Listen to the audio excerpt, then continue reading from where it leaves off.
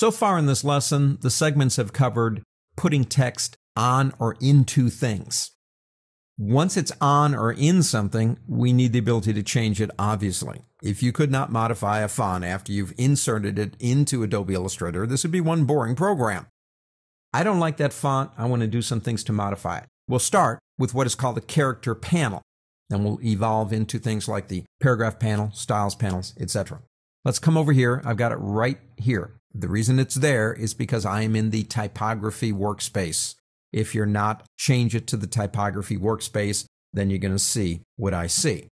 I'm going to drag it out so we can see it even better. You will notice you have a lot of options, but you may not see these. The default is actually hide like this.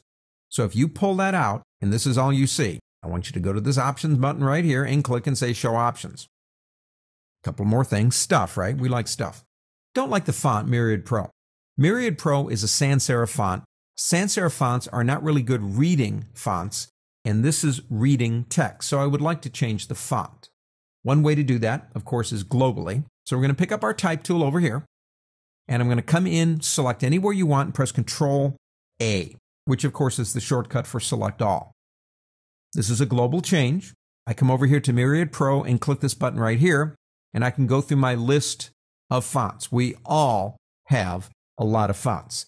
How many of you, like myself, if you need to get from Arial to Zaf Dingbats, takes you 15 minutes and a cup of coffee? The double T's, don't use them in professional work. Those are two-type fonts. They're good for PowerPoint, they're good for web pages, things like that. But press work, professional typesetting, they're not that good. I would suggest the O or the A.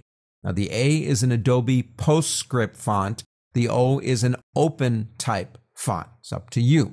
The one I'm going to choose is this one right here. I like this font. It's a good reading font. Look at all those styles. To choose a style, and we have to, we're going to come over and then select down. We're going to go to book in this case, which is regular. So we just have changed the font. I'm happy with that font, so I'm going to leave that alone. If you come back over here, you see the word book. If I want to, for whatever reason, change the font style, I can click this bottom button right here under the font name and get access to all those styles. So that's nice. Makes it easier for us. Down here, of course, is the font size. We're measuring font at 12. 12 used to be the standard in the industry. It is now down to 11. You can change that by clicking here. Now, reading fonts usually don't go much bigger than 12 anyway for reading fonts and paragraphs. Actually, it's up to your document. Changing the font here, of course, changes the way it looks over here, makes it smaller or bigger. Watch that number right there. It says 13.2 points. Watch when I change that to 10. It changes to 12. That's leading. Leading is the amount of space between each one of these lines. It's that space right here. Leading comes from the old linotype era, when they actually used to put sheets of lead between each one of these racks to get the spacing. All we have to do is change a number. For example, if I select everything and I want, for whatever reason, to double space, I would not go over and press the Enter key at the end of each line twice. That would be ridiculous. I would change the leading, say to 24. And although we're overflowing our text, you can see I've got double spacing. What I'll do with that is take that back down again, and you can see leading controls the space between the lines. This button right here is called kerning. Kerning and tracking are features that impact text. Kerning is space between two characters. Like if we zoom in on this area here so you can see that better.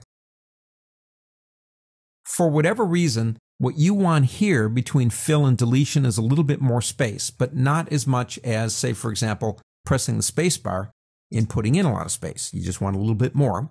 What you can do is put your cursor and insert it right between that point, and then come over here and begin changing it. Now you'll notice if I go up, it slowly begins to change the space between those two.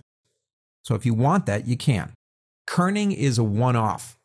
It won't affect anything else. Tracking is a little bit more everything. For example, if I want to change the space of a couple of words, like Adobe Photoshop, I want more white space between each one of those letters. All I have to do is go to this option, and again, I can change it by the numbers. As you can see, it begins not making the letters wider, space between the letters, kerning and tracking. This button actually makes the letters wider, if that's something you want to do. It distorts them. This button right here would make them taller if you want them taller. So we're actually literally distorting the text. This button right here is called baseline. For example, if I go up to a word and the trick is how to fix an image, and I select the word fix and come over here and select this option, as you can see, I can raise the word. That's called superscripting. You go the other way, it's called subscripting. That's a bit much, but you get the idea. We're just playing around right now. The last one over here in this series is actually to rotate the text. You can actually rotate text. Interesting special effect, but I wouldn't use it for body text. You'd get drummed out of the design world. The two buttons down here allow you to underline or to strike through. Strike through is used a lot in legal documents to have it on the page, but they have to strike through it. Some fonts will allow you to change what's called anti-aliasing. What that means basically is to make it look visibly smoother on a screen. And I like this one too, and that is language.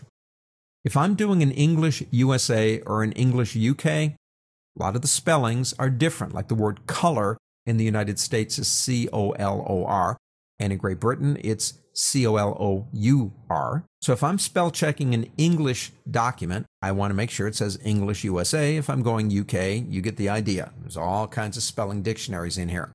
What you want to remember about working with text with the character palette is that selection is required to make it happen.